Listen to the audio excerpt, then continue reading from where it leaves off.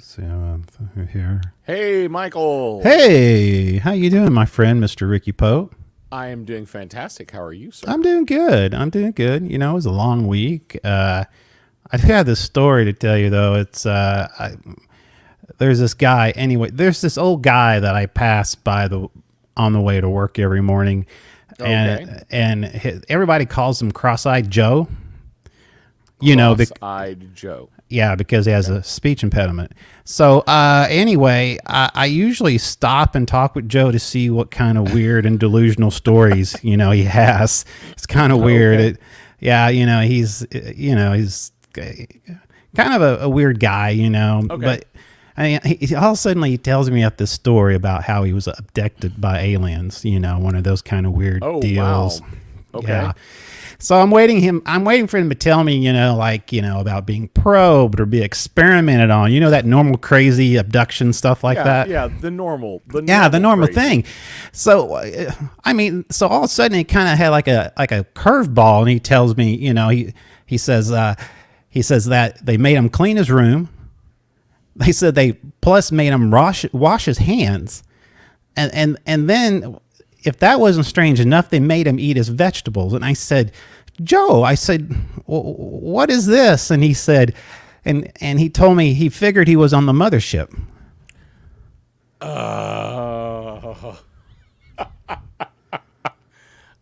Let's start the show.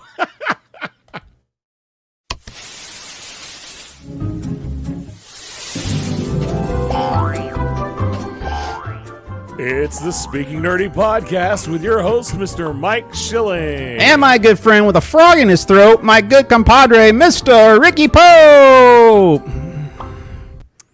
I was trying to cough that out before I went live, but it was too late. You didn't get rid of the frog in time, did you? No, I ate the frog. Ugh. Oh, that's nasty. Well, in France, they like it. They like the frog wall, whatever. Oh, that's nasty. Hey, and speaking of nasty, guess who we have with us tonight, boys and girls? We have the man all the way from Florida, the Florida man himself, Todd V. Oh, that's nasty. Oh, the kids wanted to come back out again. So, hello, everybody. Hey, Todd V, welcome to the show. We missed you. How you doing, my friend? Doing pretty good. It's good deal. To be back on with you guys. Miss you too. Yeah, we miss you too, my friend. Tonight we usually have this topic, and of course next week our big thing is going to be Moon Knight. So we're going to do repeat it. We're going to do the episode by episode review next week, like we did with the Book of Boba Fett. So come join. Watch. It's on Disney Plus, and we're going to talk about it every Friday. Of course, we're on 8 p.m. Central, 9 p.m. Eastern time, and so it's going to be a lot of fun. But tonight we're going to talk about, basically, we usually do our nerdy news of the week, but this whole episode is going to be about nerdy news because we've had so much going on these past couple of weeks, and so we've just got all our goodness out. So we're going to be talking about some of the things that's going on. From here on out. Well, badness from yes. If it's from us, it's badness. So anyway, I didn't know. Normally we start with the nerdy news of the week, but since that's going to be the whole show, I think we should just maybe do some stupid news in the beginning, and then we'll go into some goodness or some badness. What do you think about that? You think that might work? We're going to do stupid news. Let's do some stupid news. We'll get that sucker out of the way, and we'll do some nerdy news of the week. Sounds good. It's the Weird and Stupid News with your host, Mr. Mike Schilling. Yeah, so there's this guy named Cross-Eyed Joe. Oh, that's from earlier. Sorry about that. Anyway, yeah, he has a speech impediment. That's why they call him that. So anyhow, so the Guinness World Record, they are well known for, recording some of the oddest and the weirdest and amazing records placed in the world. And this is no different. Actually, this right here, it's the longest. Have you seen this? I have been following this. Yes. It's the world's largest restored car. It's like over 100 feet. It's quite amazing. Just have some really cool information about it. Oh, that's the wrong guy. He's from another he's from Todd's neck of the woods, but the world's longest car has been restored to its glory and has now broken its record. According to the Guinness World Record, the super limo named the American Dream now measures 30.54 meters, which is 100 feet and 1.5 inches, because you got to include that 1.5 inches for the Guinness World Record. The photo that we saw is now a restored car that has been posted by the Guinness World Record. The regular car is between 12 to 16 feet long in average. They said the American Dream is based off a 1976 Cadillac Eldorado limousine and can be driven from both ends of the car. So, I mean, you have those days where you feel like you can go both ends. So anyway, my guess is go ahead. You can't turn it around. It has to be like a train. How are you going to do that? I have no clue. How are you going to do that? So, yeah, they say this is the fun part of it right here. It says there is a large waterbed, a swimming pool completed with a diving board, jacuzzi, bathtub, mini golf course, and hold your breath, a helipad. That's so bizarre. That is bizarre. They said the restoration cost $250,000. And and say the American Dream won't be hitting the road, but it will be part of a Dieselland Park Car Museum collection of a unique and classic cars. So I thought that was pretty interesting there. I have actually been following this on, of all things, TikTok. I saw when they picked the car up and it was in pieces. Like they couldn't load it all onto one truck. They had to load it into pieces. And I've been watching them slowly rebuild it over the past few months. It's really cool. That sounds like a pretty cool thing. You guys see that the movie back in the 70s, Car Wash? Yeah. Yes. So you imagine that thing pulling up, working at the car wash. And then, hell no. Hell no. That's the truth. Yeah. Yeah, I want to get the hand wax. Yeah, no, get on going. They said the car has actually been in several movies, but I don't know which movies they've been. I didn't look too deep into that. But yeah, it's funny. It may have showed up in the car wash, but maybe when it was just a child. But I'm sure that I slipped this one earlier, but arrested is Talmud Kolishi. He's I don't know why the man was arrested, but he's a Florida man, and he was because he looks like me. You know what? That's not the only facial hair on there. I don't. Well, let's see here.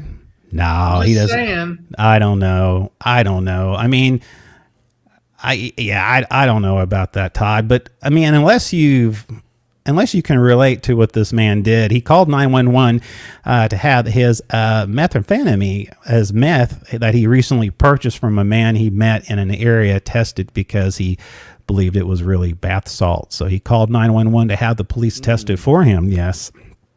Deputy saw. You definitely want to make sure your meth is 100% meth. That's you should always know. Well, that goes without saying. What you're I mean, what? Yeah, he said that. Oh my gosh. Well, this is the part, and I feel sorry for the man. He said when it didn't produce the expected sensation that he was expecting, he decided to call the authorities.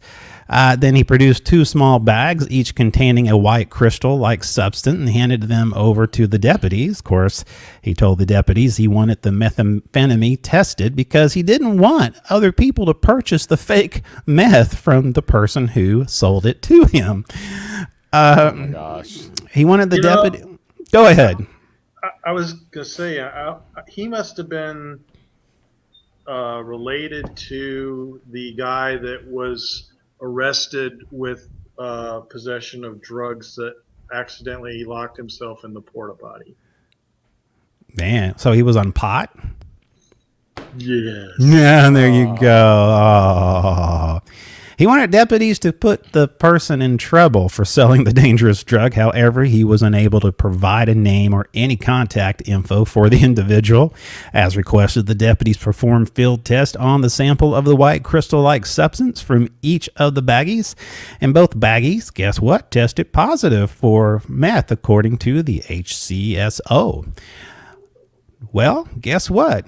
He has been charged with possession of methamphetamine and possession of drugs and paraphernalia. Imagine that. So there you go.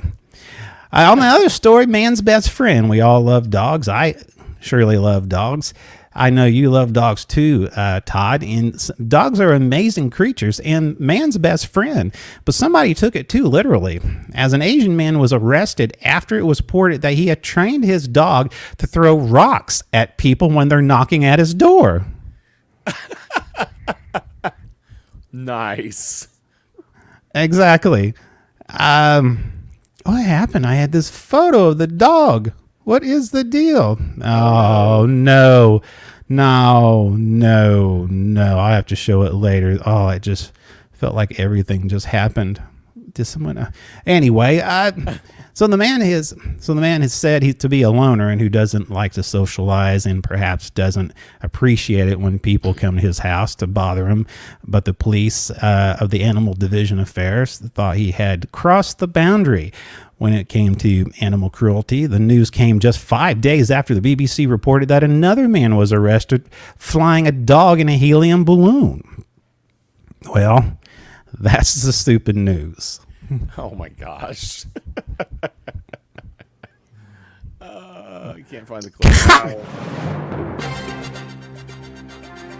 That's the weird and stupid news with your host, Mr. Mike Schilling.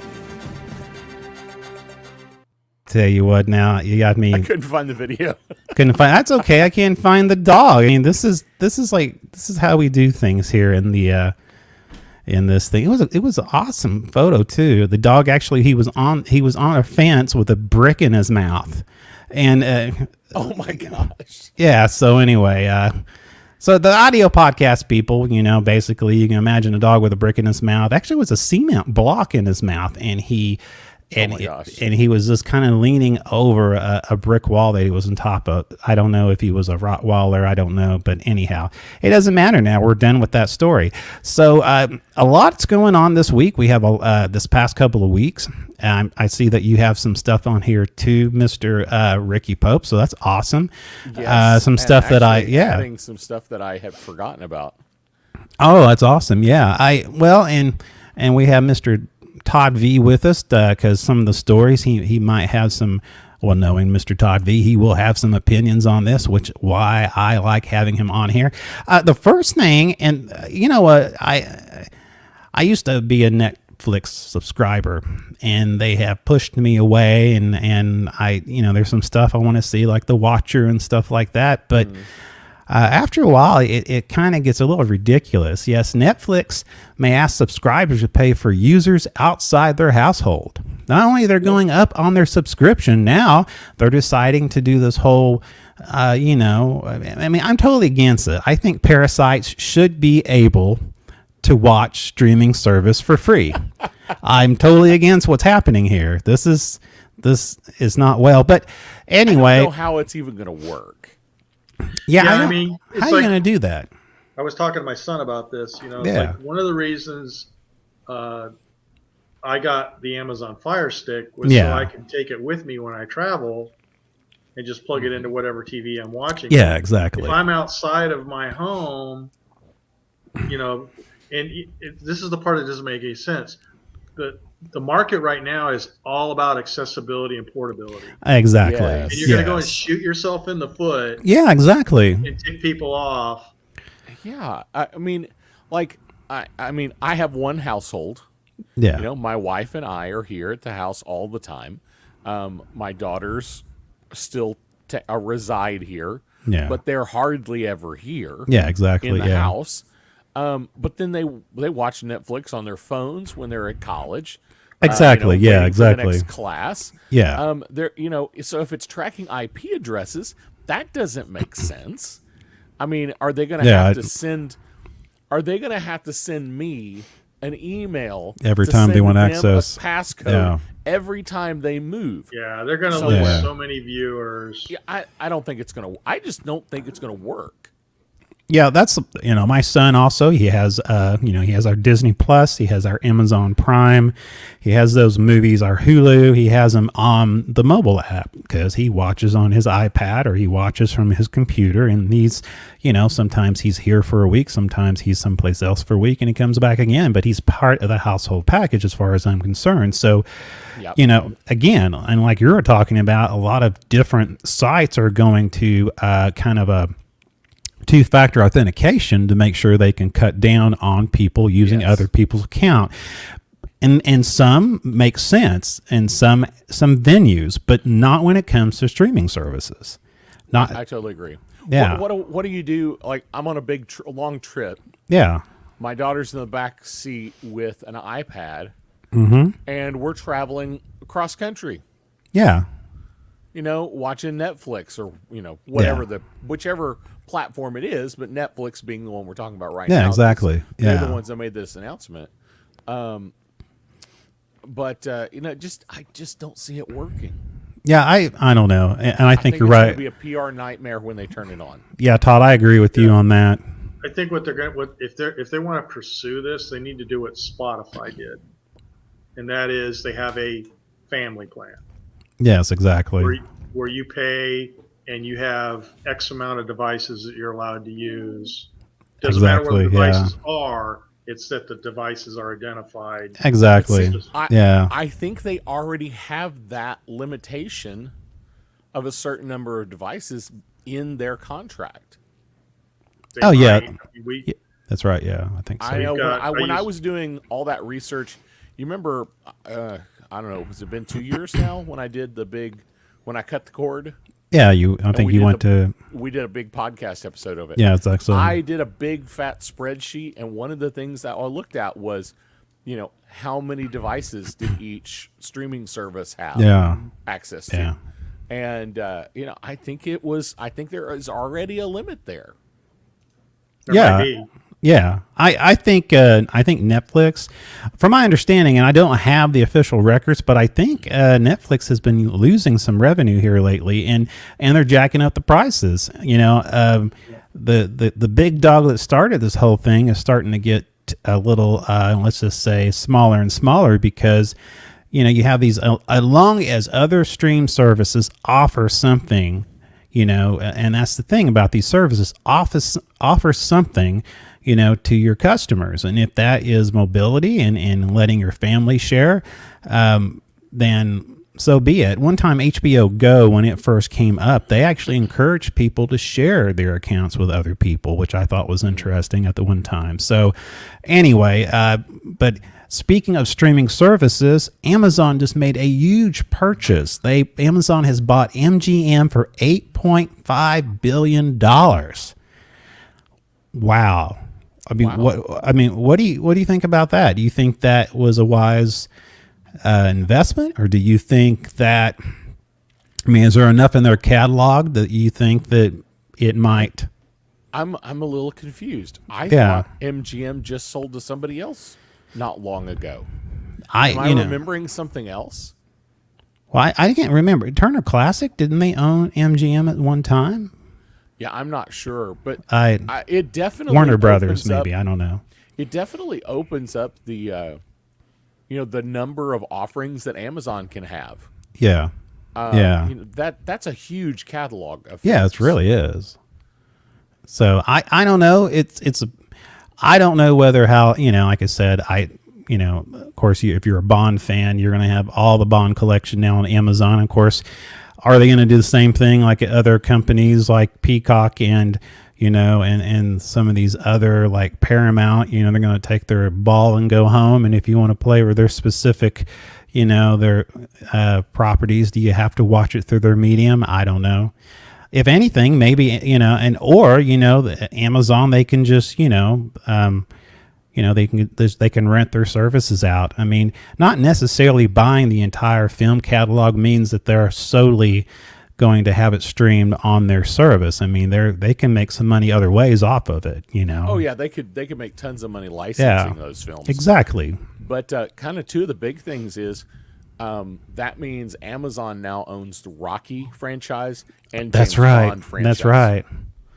I forgot about Rocky. How can you fit it? Yeah, Rocky. So anyhow, I thought that was interesting, but this is even more interesting to me and discuss among you is actually Daredevil is going to do a reboot. This is awesome. Marvel Studios reportedly developing a Daredevil reboot show, which will see Charlie Cox return as Matt Murdock after the Spider-Man No Way Home film. It's referred to as Daredevil Reboot series, produced by Kevin Feige and Chris Gray, which should be released on Disney+. Now, the new Daredevil show won't directly connect with what came before, and that was clarification on the subject, might not come under...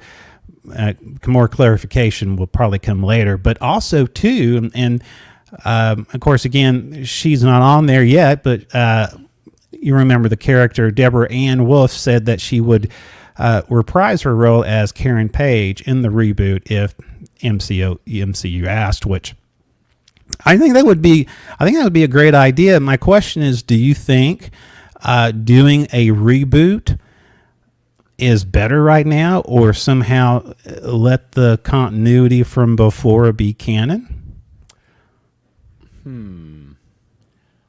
Honestly, I think it makes sense to reboot. Yeah. I think you'd be hard pressed to get all of those Netflix shows to mesh with the existing events of the MCU. I think it's easier just to move forward. And there's so much material available that they don't really need to do it.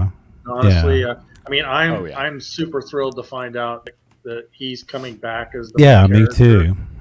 So many of the characters in those series were really good. They were I know. well. I know. I'm really glad to hear that. But what I'm confused about is what's going to happen when the nurse girl lady shows up again. I mean, because she's Ahsoka. Yeah, exactly. Yes. Are we going to have a Star Wars crossover? I mean, I don't know. We're already seeing lots of Marvel characters show up in Star Wars shows, and lots of Star Wars. Well, and that could be the reason. Lord of the Rings actors. Yeah, the actors are mixing. Well, and that could be a thing about the reboot too. I mean, with the reboot, they could cast new people, and they can leave. And the nurse wasn't actually a character from the Marvel universe. It was more of a supporting actor. So yeah. But Todd, you were getting ready to say something. Was I? Yes, because you had that look on your face. I saw a while back. It was on the page. It's been a long time now since I've seen it, but there was a post of all the characters, like in Lord of the Rings, that transferred over to another series, which is escaping me, and then there was characters that were in Marvel transferring over to actors, actresses, tons and tons. It was pretty amazing to see it. You don't really think about it till you actually see it. So. A person I would like to see come back is John. His name is John Bernthal. John Berthal, who played Frank Castle in The Punisher. I think he did an awesome job. That guy was perfect. If anyone remember the earlier episodes of the Walking Dead, he played in that as a deputy in this love triangle at the time. But he's a great actor, and I think up till now he's been like the best. Of course, I mean, it's not really raising the bar up saying he was the best Punisher up to now, but but Barthel was actually he was really good, and I loved the series. And of course, it was really dark, but it was so good, and he's such a good actor, and they had a really good cast. I really would like to see him come back. And, we were talking about before, too, a little bit from last week, we were talking about Ricky, and I wanted to bring Todd in the fold here. They talked about how, we first announced when we, that Netflix, all the Marvel MCU from Netflix was going to go over to Disney Plus. And a lot of people was wondering, how are they going to handle that? Because it is a family friendly venue. And these are TVMA episodes. Yes, exactly. So apparently Disney said that they are going to keep the content like it is, but they are going to give a parental controls to parents. And I guess it's, and I don't know much detail. I don't know too many details about it, but I guess they're going to. I've already seen it. Have you seen it already, Todd? You have to activate it to be able to see the mature content. Okay. You even see it in the catalog. You won't even see it in the catalog. Oh, okay. The day they released, the day they put these products on the system, at the same moment they turned on this new parental control, and like Todd said, you won't see those Disney Plus options until you go into your settings and make changes. Yeah. Brilliant. So basically, they just turned it on for everybody. Gotcha. And said, you can turn it off. Now, question. Does that mean Deadpool can come to Disney Plus? See, that's the thing we were talking about. You should be able to, yeah. Yeah. Now it's still produced under Fox, but it was Marvel, if I'm correct. Yes. And of course, Hulu now is, of course, Disney owns Hulu, Disney owns Fox, but that would make sense. I mean, in Disney's eyes, is TVMA a different category than R? Well, that's true. I think that's a good argument to have. I think it's you're kind of splitting hairs, but yeah, I mean, if you think about it, Deadpool was it was pretty out there. I mean, there's some blatant nudity.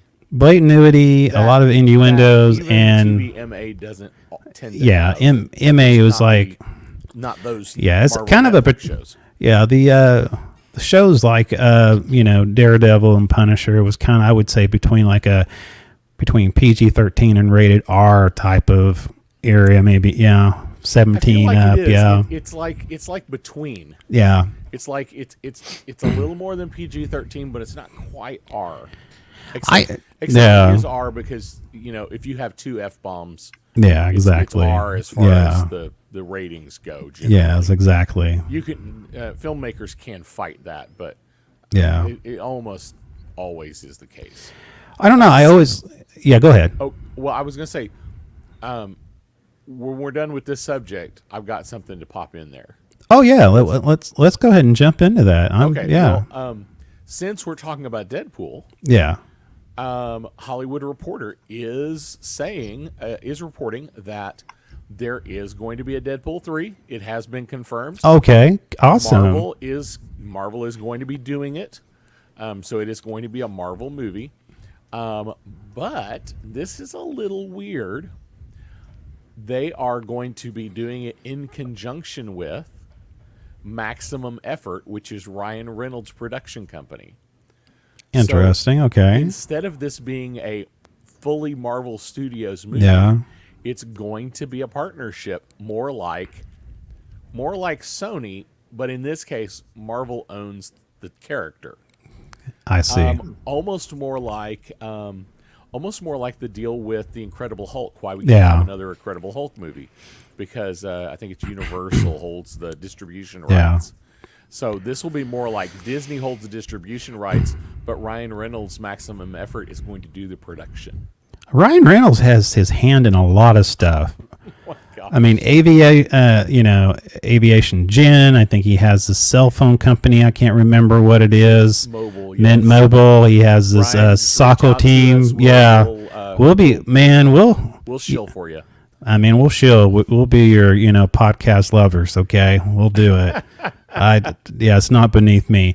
But yeah, Ryan Reynolds, I mean, and you know what? And I think it's cool because I think Ryan Reynolds has a real love for this character. I think, he was a big push behind making this character happen. So I think he's a perfect person. I think it's awesome that Feige He definitely didn't just leak test footage. No, I remember listening. Yeah, I know exactly. I know. I remember listening to him in an interview where he said that it was the one role he was born for. Yeah, I think. Yeah. He's always wanted to do it. Yeah. He's always wanted to be Deadpool, to be that snarky, because it's him. It's who he is. It's a perfect fit. Yeah, it's a perfect fit. I have said continuously, number one, Ryan Reynolds doesn't actually play characters. Ryan Reynolds just plays Ryan Reynolds. Yeah. So when Ryan Reynolds goes to play Deadpool, he just continues to play Ryan Reynolds, but it's so accurate. Exactly. Exactly. Yeah. It's a perfect fit, you know. But he does it much better than Nicolas Cage. Because Nicolas Cage is Nicolas Cage in every movie Nicolas Cage has ever been in. He never changes. Nicolas Cage is annoying.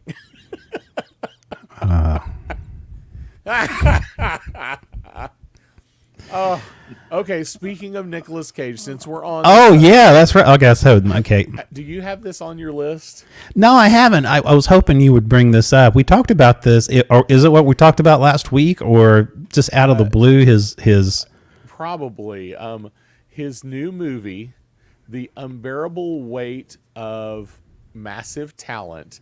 Yeah. Is. If you haven't seen the trailer, you need to watch it. It's hilarious. The most bizarre thing, and I love it. I'm hoping it's It is Nicolas Cage playing Nicolas Cage as Nicolas Cage, and he gets recruited to do a birthday party. Yeah. For a guy who turns out to be like a big drug lord or gun lord. Yeah, something Pedro like that. Pascal, I believe. Yes, exactly. Who's a super fan of Nicolas Cage. And then somehow he like gets recruited by the CIA to go undercover at this birthday party. It's hilarious.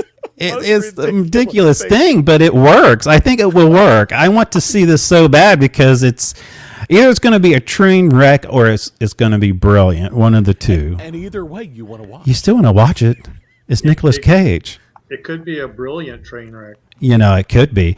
Well, you know, I've read in an article how Nicolas Cage he defended, he defended all the movies that he did that went straight to DVD. You know, I didn't read the whole article, but I saw the title of it and I thought, yeah, okay. Hey, Dig Dug Daddy has a question. Yours? Okay, yeah. Oh well, you're podcast lovers or what I have to walk into. Not really sure what he's asking. I don't know. Mint Mobile and only Mint Mobile. Yes, if it's money, okay. We have our standards, okay. We're not a cheap date. Well, I guess we are cheap dates, but we could use anything right now. It wouldn't take much for us to do a commercial for something. No, it wouldn't. No, it wouldn't. So if you've got a product out there you want to sell, send us a message. That's right. We would love to sell something. We'll take make money. We'll take your money. We'll take your money. Oh my gosh. Oh man! So it's supposed to be releasing April 20th. So April 20th, 22nd. So we're right at a month away. You know, we could do a review that goes straight to DVD. So we could do a review on that. You know, go straight to DVD. We can do a review. So I know, Ricky. It's supposed to be in theaters. Oh well. Nicolas Cage playing Nicolas Cage as Nicolas Cage. That seems like a real stretch. Don't know if he can pull that off. I don't know though. I don't know. Go ahead. A guy who overacts. Yeah. Playing a guy who overacts. It's like William Shatner playing William Shatner, portraying William Shatner. You know, it's kind of like, I don't know. I've got this vision of Michael Keaton playing Beetlejuice.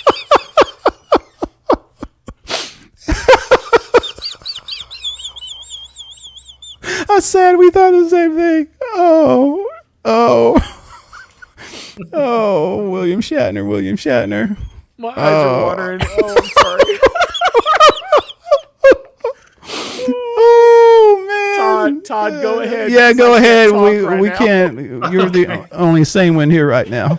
The other thing I was saying before was that I've got this vision of Michael Keaton playing Beetlejuice with the overacting. You know how so yeah, exactly.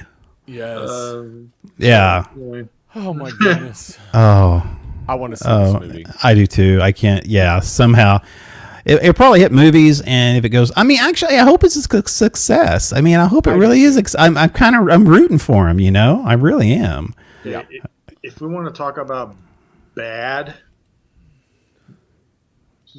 TV series, movies, whatever, I have been watching this show on Netflix called The Guardians of Justice. Is this like a spin of Guardians of the Galaxy? I think I might have heard about this. It is a ripoff. It's a ripoff. I was trying to be nice, in but the yeah. worst possible way Yeah, exactly. of the Justice League. Oh. They have this guy that's got like a owl cowl that is supposed to be Batman. He's like Batman. Batman, yeah. And then you got this other lady that's really strong, and she's like Wonder Woman, but she's the golden something or other.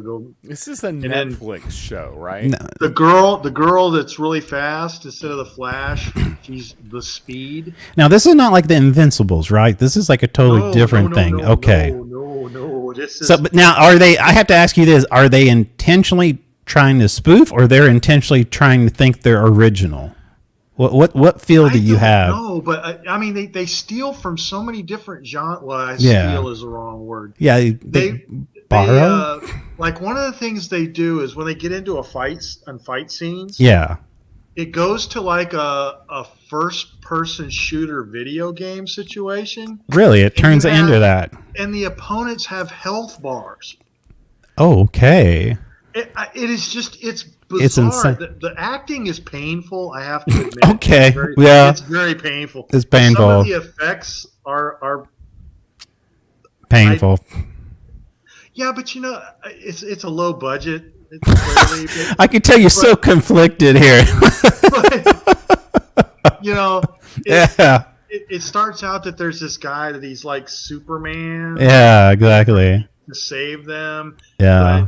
But, and it turns out that the only thing that he is weakened by is a substance from his planet, which is called carbonite. Carbonite. Yeah, Yeah. that sounds blue. familiar. It's blue. Instead of It's green. blue. It's blue. Of And course so, it is. Carbonite. I kind of want to in the watch very this. first- I do now too. Yeah. And I do. And he has that spaceship that orbits the Earth. That's his home base thing. Yeah. And then he takes his own life with a carbonite bullet. Carbonite bullet. I don't know. In the very first In the scene. very first scene. So then the Batman guy's got to Yeah. take over, and he's trying to. Oh, they have an Aquaman. More formers. Aquaman. They But have he's to. actually a man that's kind of part fish. Part fish. Yeah. Yeah, and so It's if you want to be entertained, you well- don't want to take it serious. well, that's true. I mean, It'll kinda- make you laugh. Kind of like It'll this make you show. laugh. It's kind of like this show. You want to take it serious. You want to be entertained. You don't want to take it serious, and this show is for you. That's fun. Actually, I want to see it now. After you're it's worth a describing it couple to me, episodes, so you know. yeah, I actually want to see it.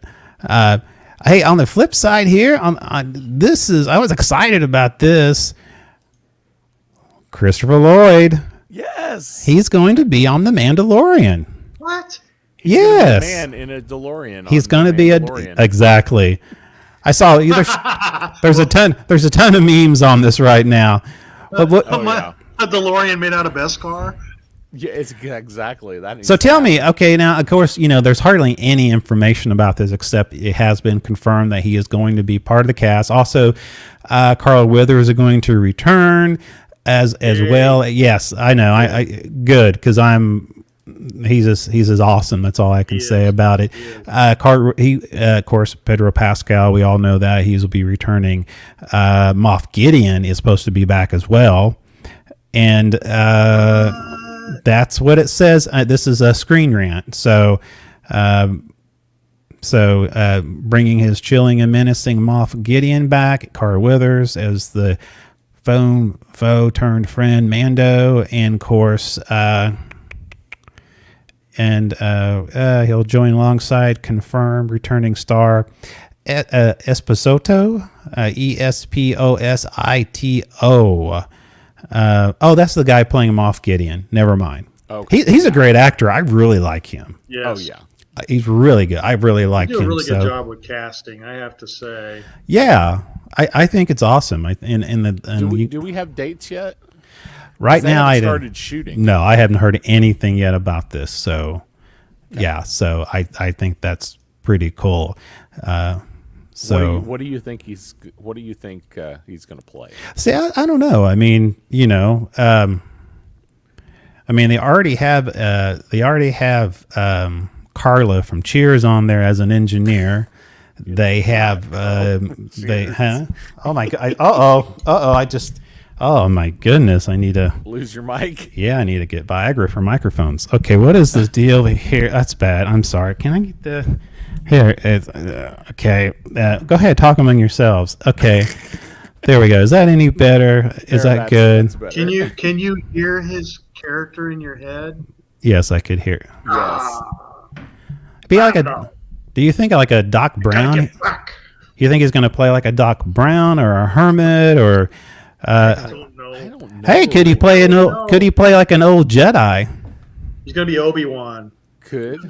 Obi-Wan's brother, lost brother. There you go. Obi-O. It's so weird, and there's so many possibilities.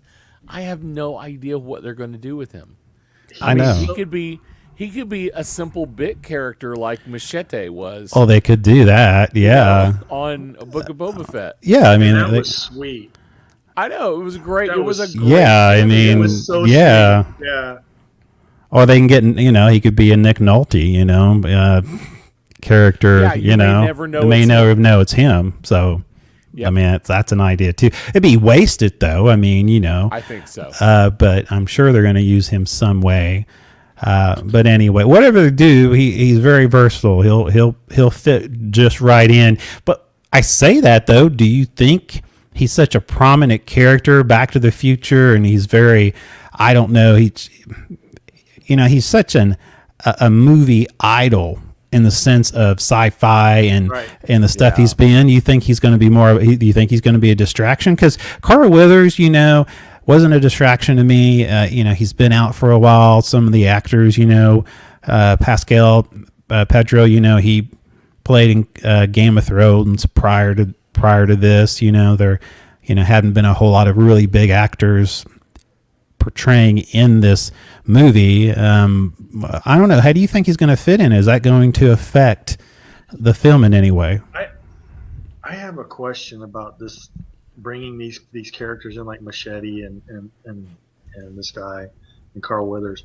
I wonder if some of these actors have reached out to Disney out of their love for Star Wars.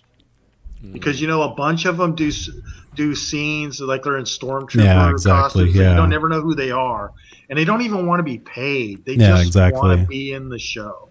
Well, that's what happened. They love it so much. And I'm wondering if that's part of what's going on with him. Whereas like the two speeder bike guys who were in the first episode, I can't remember the two guys' name. The one that got a lot of hate mail because he bunked Grogu in the head. Yeah. But okay. So the Danny Trejo thing. Oh yeah. That actually had to do with the director of that episode. I don't remember what the director's name is, but. Yeah. Somehow that director and Danny Trejo have this relationship that like every time that director directs anything, Trejo eventually gets a bit part in it. Yeah. I would have liked to see. It's a running gag that director does this. So having him show up, that was kind of an in joke because he was directing. He was kind of wearing the threads that Trejo wears. Yeah, I would have liked to see. I actually would have liked to see more of him. Actually, I would too. Yeah. Machete. It's a possibility that the Bantha isn't dead yet, right?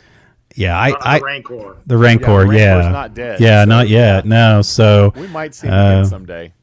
Yeah, I mean, so anyway, you think they're going to be in the new Mandalorian? Do you think that Finnick and Boba Fett might show up in the Mandalorian, or you think that they have their time and they moved on from the story? Well, the Mandalorian kind of owes him a couple of episodes. Yeah, a couple of episodes. I agree with that. Yeah, they do. I I think they could. I think if they do, it will be either it will be a scene or two really early, I think it. Yeah. Or it will be the getting the band back together in the last episode. In the big climax. Yeah. We need extra forces. But I really feel like, I could be wrong, but I really feel like with the Darksaber storyline they've started setting up, that the majority of this next series, this next season, needs to be off of Tatooine. I agree with that. Yeah, I think he's got to redeem himself now because he took his helmet off. Yeah. So he's got to recapture that, and then. I mean, do you think that do you think that we'll see his helmet off again? Do you think that they're gonna? I don't know. I think we will. Yeah. Because we always do. Yeah. But I don't know if he'll let anybody else. Anybody else as well. And I don't necessarily think that's going to be the entire storyline either. No, I don't think so either. A thread that goes through it. Yeah. I mean, Vanth Cobb. We all saw at the end of the book of Boba Fett. What do you think we're going to do with that? I mean, that was. That could be a thing if we don't see Boba Fett and Finnick Shand. Yeah. We could see Cobb Vanth show up. Yeah. As the new leader, the new governor of the area. Yeah, I think so. I think he's set up. Yeah. With the Mandalorian. Do you think I would love a series with him? I love Timothy Olsen, not Timothy Olsen. That's some psych. I can't remember the guy's name. He's a great actor. I liked him in Justified. I would really like to see him. He has this Firefly-esque about him. He has this marshal sheriff about him, which he played a marshal in Justified.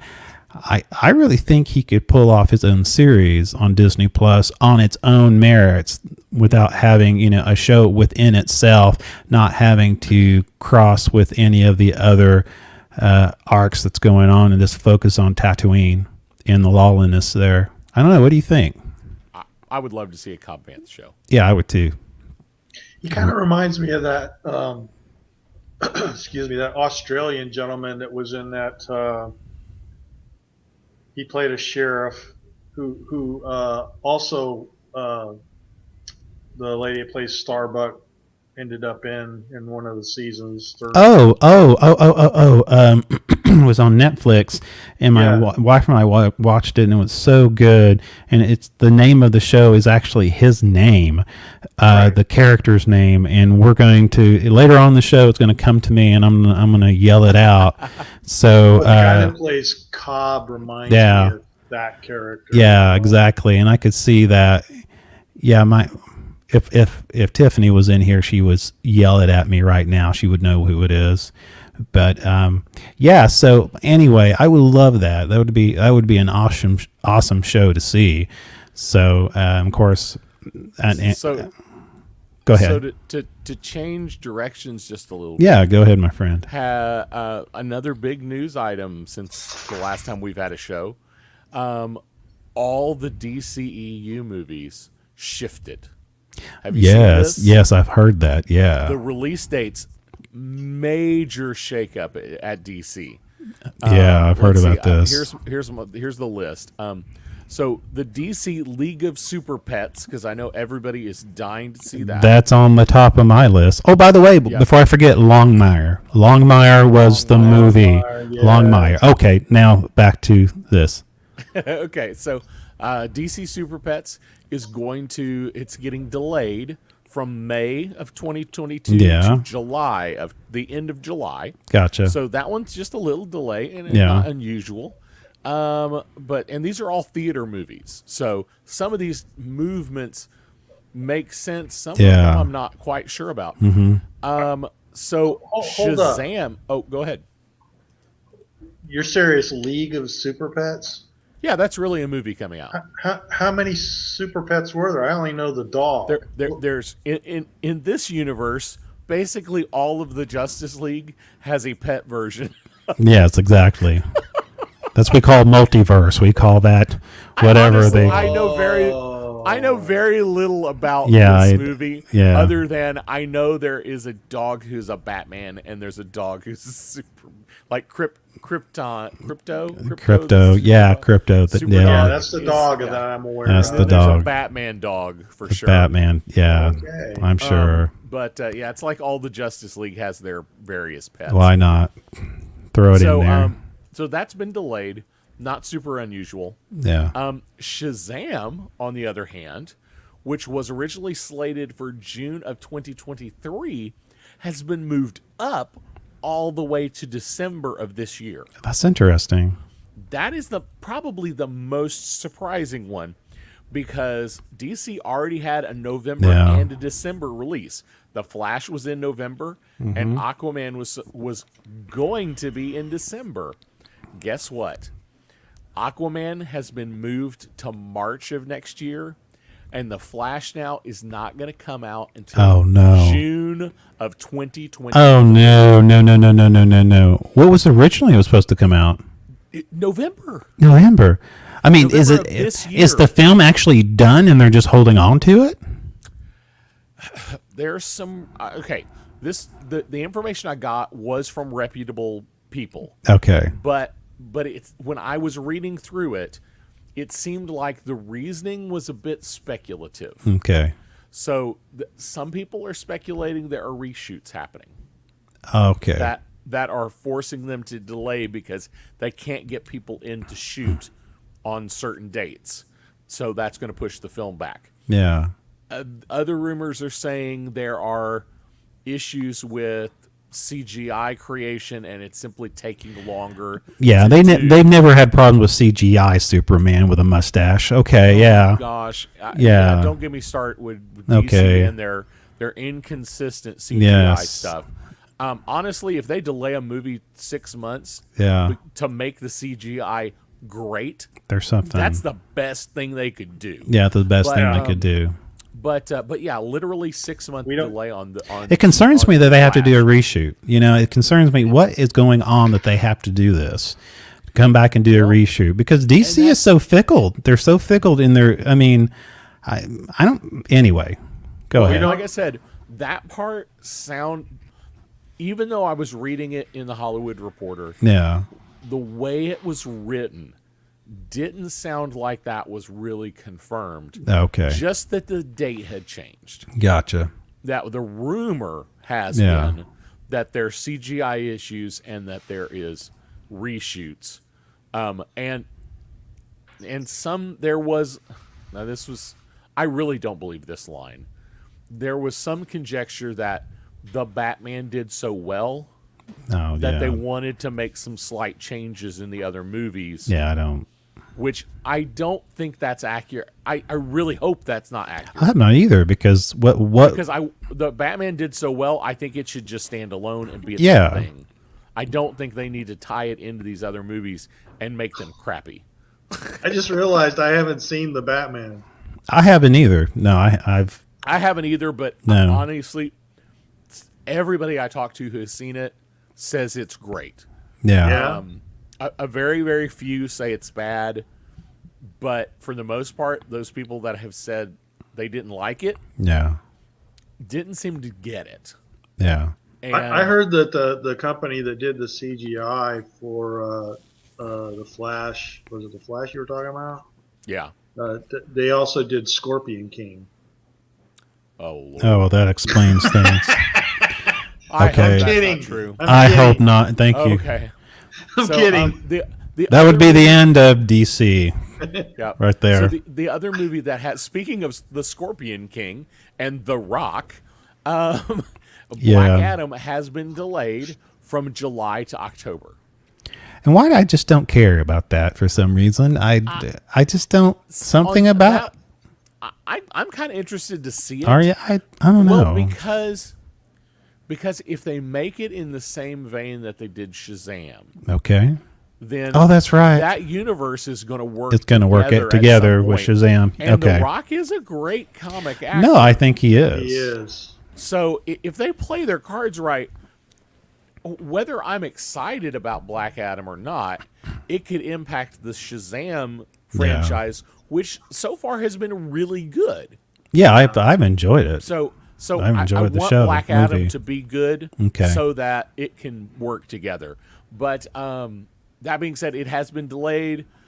I think it's been delayed simply because DC felt like they had a big gap in the release schedule. Now that their November release of The Flash, which was going to be their big splash, Gotcha. has been moved 6 months. They were like, Yes. "Oh, we can't go 6 months without a DC movie. Well, let's push this one back a little bit so we get them spaced out." But anyway, that's some crazy stuff, crazy shakeup at DC on those 5 movies. Interesting. I had an opportunity to see The Rock when he was wrestling here in Tallahassee. He came with WWE or whatever it was. Yeah. And it was the only wrestling I ever went to. I went with a friend of mine. And that was the only reason I went, was because The Rock was coming. I was a fan of The Rock. And he came out and he did his thing. Yeah. And I don't know if you know, but he used to play football for FSU. Yes. So it was in his alma mater. Yeah. The place was jam packed because of that. Yeah. Oh yeah, I bet. So he came out and he did his thing. He wrestled. He did some of his stuff, and the place just went totally raucous. I mean, you couldn't hear anything. Yeah, I mean, you could trying to talk to the person next to you, and you could yell, and you couldn't hear. So he went back. He left the ring, and he went backstage, and the people just kept chanting his name. Yeah. Right. And so after about 5 minutes, you see him poke his head back out, like, what the heck, And the people and the place went when they saw him, it went nuts again. So he comes out and he starts talking, and he says, "I know what you guys want." And he starts singing the song that he sings, the Heartbreak Hotel.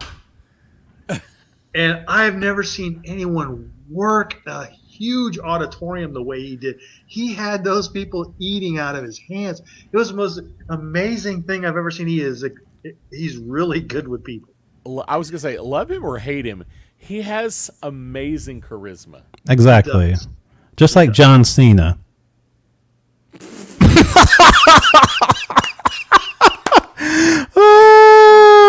Oh yeah, John.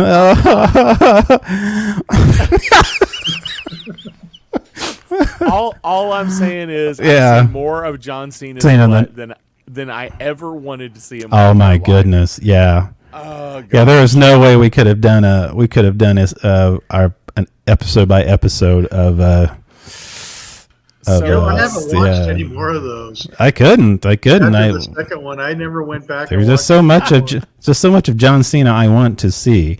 So I have some friends that absolutely love the show, but I can't push through some of it. So I have one thing that is a little unusual for our show, but I am super stoked about it. What's that? I say unusual because it's just not our usual topic. Yeah. Marvel Multiverse role-playing game is in the works. Oh, yeah? And the playtest book is going to be released on the 20th of April. Nice. And I am super stoked nice. about it. So if you're into tabletop role-playing games, you might want to check that out. But here's the deal. The playtest is not going to be digital, and it's not going to be free. That's odd. It's $10. I mean, you can get it on on like Kindle or something like that. Well, but most tabletop role playing game playtests are like a digital PDF that's like 30 or 40 pages. Yeah, pretty simple. But this one's going to be like a trade paperback novel, like a graphic novel sized book. Yeah. And it's going to be like 140 pages. Oh, wow. Which I mean, I'm expecting the whole book to be around 300-ish. Yeah. So this is like half the book. And this is the playtest, but it only costs $10, which is not super expensive. No, it's not bad. But it's going to be available in places like your local comic book stores, and you can buy it online at like Amazon and whatnot. That sounds pretty good. Yeah, I'm super excited about it. I'm going to see if I can put a group together to play. I think that sounds like fun. That sounds like fun to me. Hey, well, speaking of the MCU universe, I also have. Apparently, people are clamoring for the Amazing Spider-Man 3. People are wanting. Apparently, Sony official Twitter's account and social media team responds to Amazing Spider-Man 3 fan campaign for another Andrew Garfield sequel. The fan campaign on Twitter has been loud for the last few months as fans continue to tweet and at Sony telling them their interest. After a recent social media post drew more speculation than an announcement for the Amazing Spider-Man 3 could be on the horizon. Sony official's Twitter account has now playfully responded to these calls. In a tweet promoting Spider-Man No Way Home availability on digital platforms, Sony again refers to Garfield's web slinging as the Amazing Peter number 3. So I don't see that happening, but would you like to see it happen?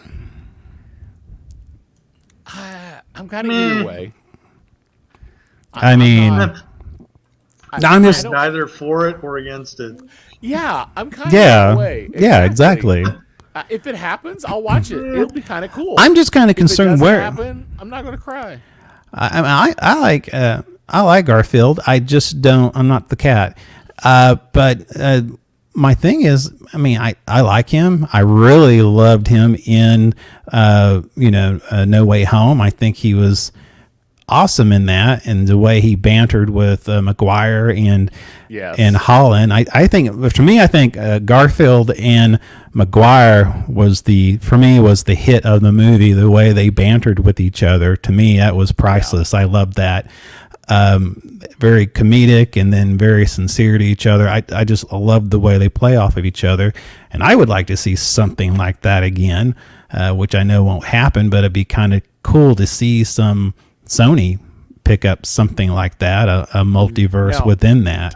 Now, here's something I think Sony could do. Yeah. Could really make sense. Yeah. And a good number of people would be for it. Yeah. Garfield's older now. Yes. Bring Garfield in for a transfer to a Miles Morales live action. I think that's a good one. I think that'd be good. Sony should do it. Now, I know we've done it basically, in animation already. Yeah, but never live action. But not live action. Yeah, I think it's a good idea. To go that direction. I got to step away for just a second. Okay, Todd. Feel free. It would allow Sony to have their own Spider-Man. Yeah. In their Spider universe. Yeah, exactly. And not have to worry about figuring out the Tom Holland contract. Exactly. Because the Tom Holland contract is technically with Disney, not with Sony. Exactly. Which is it's super weird. That whole setup is super janky. It really is. But the movie contract is for Holland is with Sony. With Disney, not Sony. So Sony could easily hire a Miles Morales. Yeah, exactly. In live action. Yeah. Bring Garfield in as the mentor older Spider-Man. Mm-hmm. I think people would love it. I agree with you. I think it would work out just fine. I do like Garfield. I mean, I think at first I think it would be better if they used Garfield for that than they used Maguire. Maguire. Yeah, I think so too. Also too, they just finished wrapping up the filming for Wakanda Forever. Yes. They just did that, and I guess there were some tweets and some Instagram posts on it. they just confirmed the black, and so they're saying that, I'm trying to see, they're saying that the film's is ahead of MCU Phase 4 movies November release date. Now, and this is going to be a movie, not a Disney Plus show, right? And that's what was confusing. At first, they were talking Disney Plus, but the way this article from Screen Rant, it's reading to me that this is a film. So I have early on, when I think this was before Boseman passed away. Yeah, exactly. I think there was a plan to make two. Yeah. To make a Black Panther 2 and to make a Wakanda Forever Disney Plus show. So I think it morphed into. I think with Boseman's passing, they decided to combine the two and make it a movie. And I don't, at this point, I don't think there's going to be a Wakanda Black Panther Disney Plus show. I don't think so either. I think with the passing of Boseman, I think that this was in the process, and I think it will be very respectful to him. They talked about that, of course, they're not going to recast T'Challa, of course. They're going to focus on the other characters like Sheru, Lietta Wright, and I tell the person I really do think I think the sister would play Shuri. Yeah, Shuri. I would totally be for her, being it about her. I think, and that's happened in the comics. Yeah, Shuri became the Black Panther. Yeah, exactly. So it makes sense for that to happen, for the torch to be passed to her. Yeah, I totally. I think it's a no-brainer. Everybody loves her as an actress. She's great. I think she's great. Super great chemistry on screen with other actors. It makes sense. Yeah, she was great. Yeah, I loved her when her as I loved her in Civil War, and then the End Game. Yeah, she was just really good. So speaking of Marvel, since we're on Marvel and discussing Disney Plus-y stuff. It has been confirmed. I got this from Deadline. Mm-hmm. Marvel is in development on a Nova project. Oh, really? With the writer from Moon Knight. Oh, really? The Moon Knight series is coming on to write a Nova show. A Nova something. Deadline wasn't able to confirm whether it was going to be a feature film or a Disney Plus show. I'm thinking Disney Plus. Yeah, I think so too. They also don't confirm whether this is going to be the original Nova or the later Nova, because they're two different. Yeah. In the comics, there were two different characters.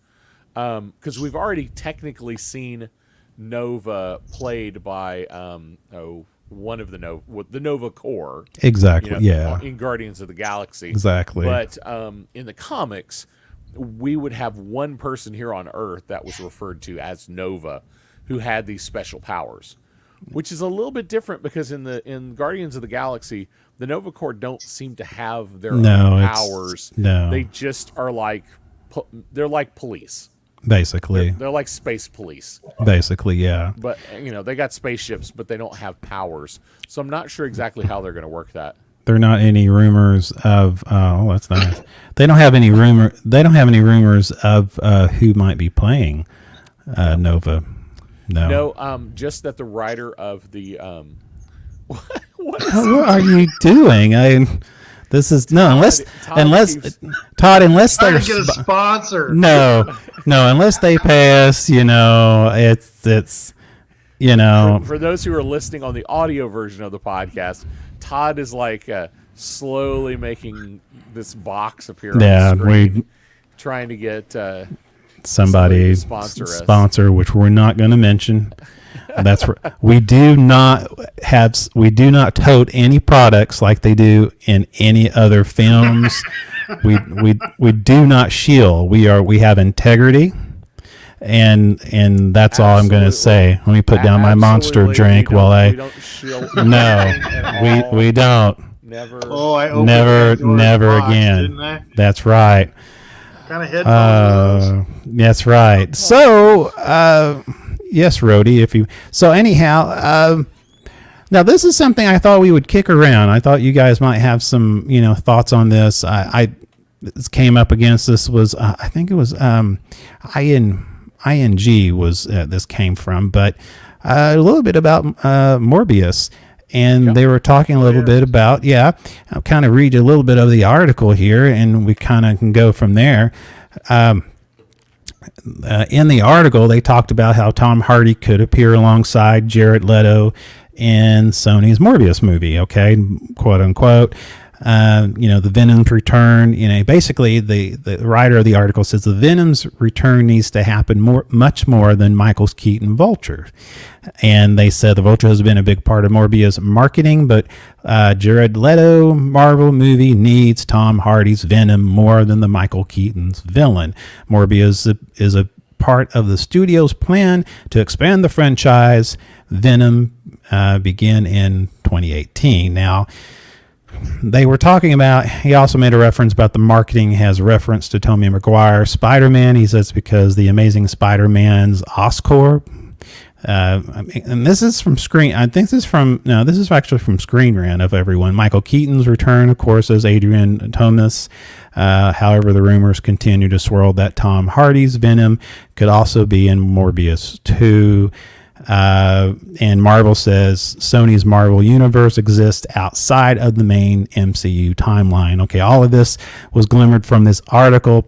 My thought is, what do you think about the statement about they need more Tom Hardy instead of Michael Keaton's villain?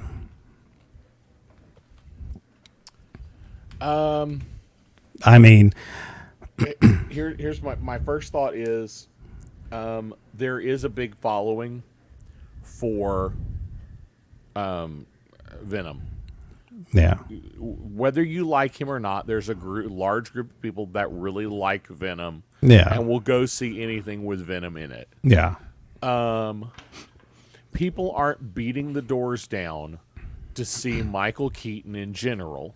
Yeah, exactly. And sure, not beating the doors down to see Michael Keaton as the Vulture. Yeah. Now, they might beat the doors down to see Michael Keaton as Batman. Yes. It's a different story. Totally different. Yes. Totally different situation. Yeah. They're not beating the doors down just to see Michael Keaton. Exactly.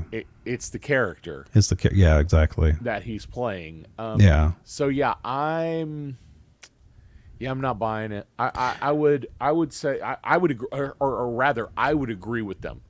It probably needs more Venom and less Vulture. Yeah, exactly. Now, I mean, if their goal is to set up a Sinister Six movie, I get it. You got to keep the fans. You've got to get these people introduced as best you can. Do you think that might be a direction they want to go, Sinister Six, or you think that's just everybody keeps saying so? Keep saying it. But I don't think it's going to be a traditional Sinister Six. You don't think so? Because traditional Sinister Six in the comics is 6 bad guys that all want to beat up Spider-Man, which is kind of what we just did with No Way Home. Yeah. We kind of had a Sinister Six, sort of. Yeah. Most of them wanted to beat up Spider-Man. But but they're making these guys such an anti-hero group. Yeah, exactly. I think they'll want to turn Sinister Six into an anti-hero team, which could work, but I don't. Yeah, I'm not sure. Can you get? I'm trying to envision Leto and Matt Hardy, Leto and Hardy on screen together, leading a movie together. I'm not sure. You don't think you can? Maybe, but I'm just not. You think it's too much? I feel like it's too much. Yeah. No, I mean, I get what you're saying, and that definitely could be that. But Marvel's pulled off some pretty amazing things later. Well, that's true. I mean, think about the Spider-Man meme, pointing at each other. I mean, I never thought that was going to happen. Of course, I guess then later on it was the best kept, not best kept secret. But yeah. But anyhow, I Todd and me were talking about this earlier, and he hasn't seen it. I think his son has. I was looking forward to seeing Halo on Paramount. I don't have Paramount, but I was going to figure out a way to watch the series. And I don't have it, so you can't take the site off of me. Yeah, so thanks a lot. But I was curious. I was looking, because I've seen fan-made live action of Halo, and I've seen fans put them together, and then they're like great. I mean, they're like awesome. Because I've seen some of the best video game movies made by some of these small fan-made films on YouTube, these little shorts and stuff. I've seen it for Fallout. They did a great job on that. Of course, we've seen, some great Star Wars type of stuff done by, by fans. But as far as games go, they've done a good job on Halo. But of course, this is a big deal. This is Paramount doing it. This is money, in the works behind it. And the thing about the previous stuff you've seen on YouTube done by fans, they're passionate about Halo. They understand the lore. They understand the canon of, they've read the books. They know the harvest. The whole thing is that they understand the mythology of Halo as well. And so getting into this film, I was talking with Todd, hoping to get some, some good news out of it. And okay, Todd, talk to me a little about it. I know your son is a big Halo player, and I know that let's just say he didn't have any raving reviews. He actually seen it. The producer was being interviewed, and during the interview, he stated that they never referenced the game, they never discussed the game. Never talked about the game, and that he found that very freeing. So basically, the only thing that's in it, yeah, exactly, is they have a character named Master Chief, and the Covenant is in it. Yeah, and the storyline is not canon. It has nothing to do with the game. Which is sad. I mean, that's a great opportunity. I mean, it's all about the history of it. I mean, there's novels about it. It talked about the original reason why they had, they had the Master Chief and the Spartans in the first place. There was the idea behind that in the beginning, because that Halo Reach was about that story, about several Guardians, and even before that they had Separatists that they were fighting other human beings until actually there was a threat from space, from aliens, which we find out later in the game. But that's fascinating to me. Why would they bring in somebody who has? I mean, we love Marvel and we love the Star Wars universe because they bring in people who love it. Fabio and then Feige, and then of course I don't understand that. Why would you not want to bring somebody in who is a fan and read the books, who understands, like Filoni did, with Star Wars, who I don't understand this. Why? This is the same thing that happened with Starship Troopers. Yeah.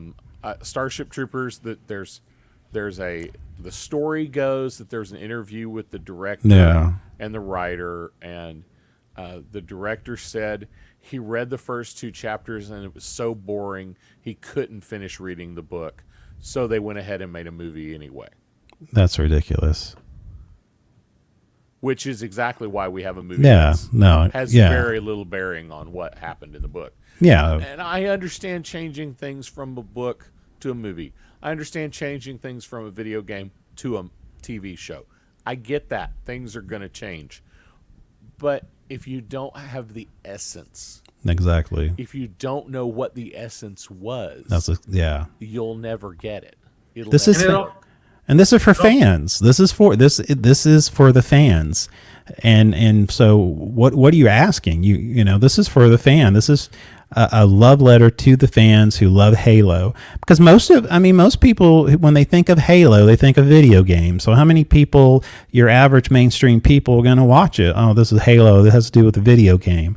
I mean, I'm serious. You know, you may get a few people from the outside come in and look at it, but even if you're not a gamer, everybody knows the word Halo. Halo is a household name, whether you're a gamer or not. Every parent knows what it is. I mean, it's just never played it. I know exactly what it is. Exactly. So, but most people are not interested unless you are a gamer, unless you play the game. So, why would you deliberately alienate your base? Yeah, exactly. And it all boils down to somebody that thinks they know better. You're exactly right. Exactly right. And I think it DC. is one of those, yeah, it is one of those epic misses, because you chose to use an existing property. Yeah. Because you knew it had a fan base that you could gin up support for. Yeah, exactly. But then you ignored them. Yep. That's a fail. That's definitely a fail. It's an epic fail. It would have been better if they had just written an original. Now, not having seen the show, based on what Todd is saying, now, and I've never played the games. Having no reference to it, I might enjoy it. I might enjoy the show. I don't know, but if it could have been better, it might have been better if they had simply not used the IP and just to be made clear, a show. Yeah, exactly. I have played the game, but I really didn't play the game, if that makes any sense to you.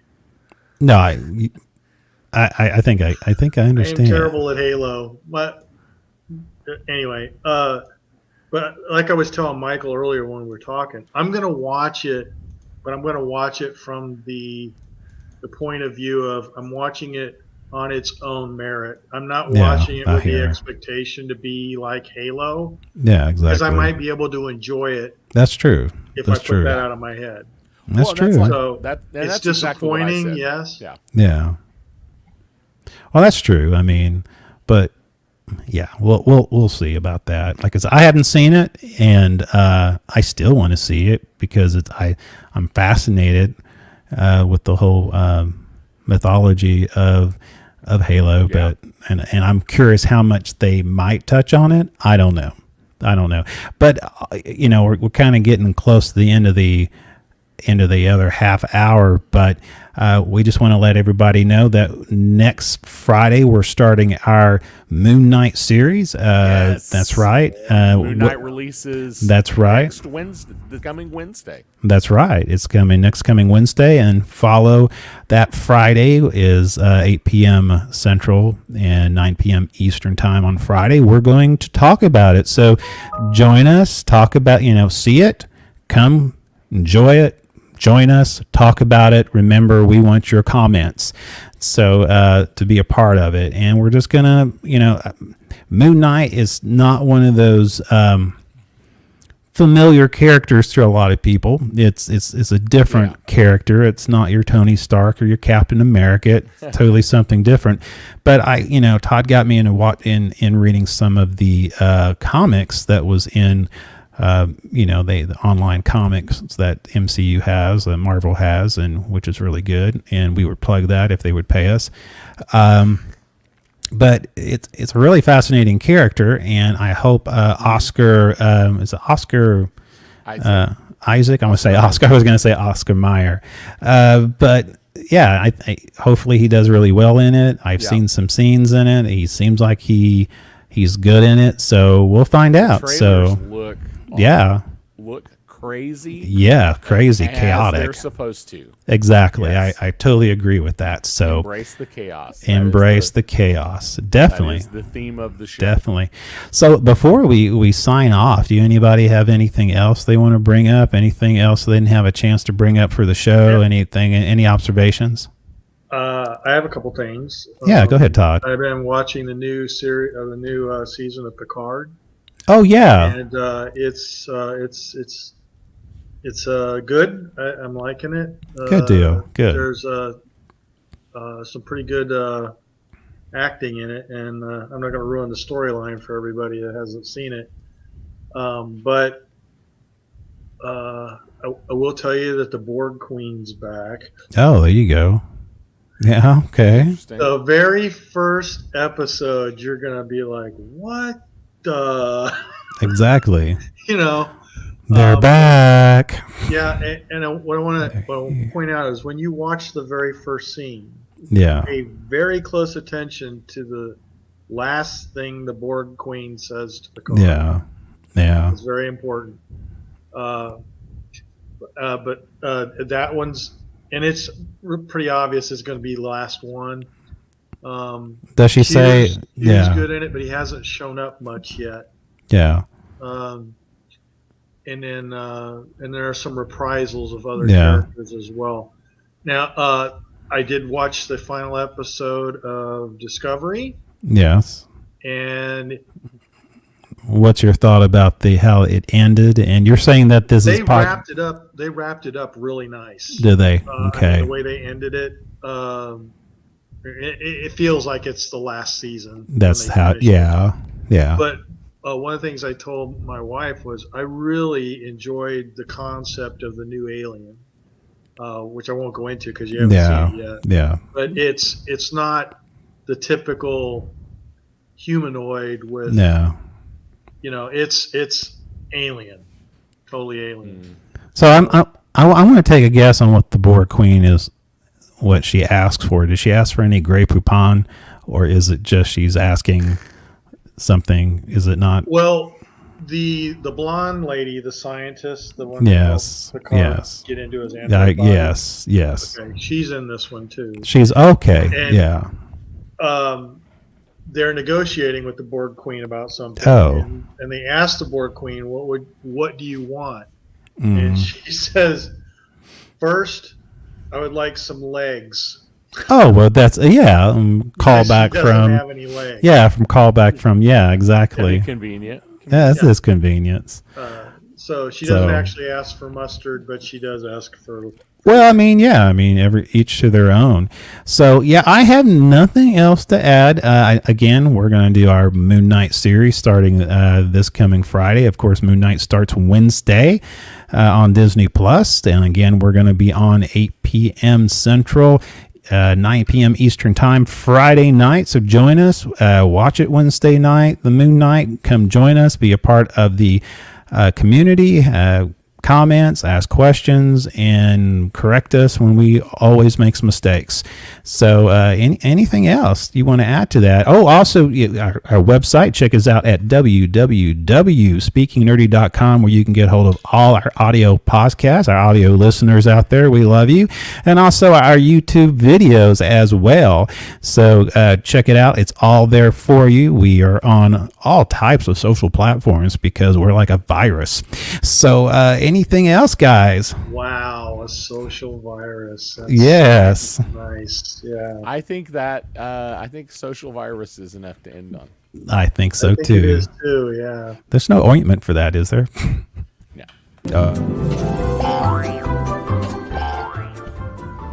This has been the Speaking Nerdy podcast with your host, Mr. Mike Shilley. And my good friend and compadre, Mr. Ricky Pope. And thank you, Mr. Florida Man, for joining us tonight.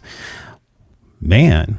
So I'm anyway, here for you. Thank you, sir. So it's not like a staph infection, is it? I mean, or is it like a social virus? I mean, what do you do? More like a rash.